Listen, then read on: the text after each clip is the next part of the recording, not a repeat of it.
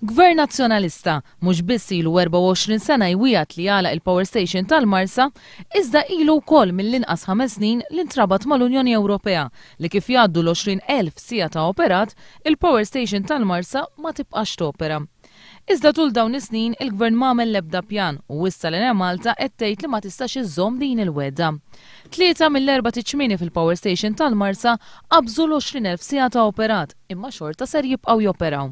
Fil-pjan għal ġenerazzjoni tal-enerġija sal-2015, ippreżentat f'Ġunju tal-2006, il-Gvern kien diġà mwissi dwar il-problemi li kien ser isib ma' wiċċu fosthom il-possibilità ta' proċeduri mill-Unjoni Ewropea. F'dokument ippreżentat lill-midja dakinhar ta' tnedija tal-pjan għal ġenerazzjoni tal-enerġija kien itqal ukoll li l-Enea Malta mhix ser topera mill-Marsa għal aktar minn 20,000 sija sa mill-ewwel ta' Jannar 2008. Fil-bidu ta' din il-leġislatura, il-pjan tal-Gvern kien għadu li l-impjant tal-Marsa jingħalaq wara 20,000 sija kif kien ikkonfermat minn Austin Gatt. Iżda issa Tonio Fenech qed jgħid li qabel l-2013 il-Power Station tal-Marsa mhux ser tingħalaq.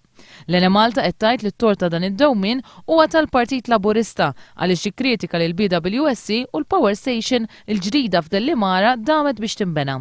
Il-Power Station tal-Marsa kienet identifikata bħala sors ewlieni għat-trap iswed skont studju ta' esperti barranin imqabdin mill-Gvern stess.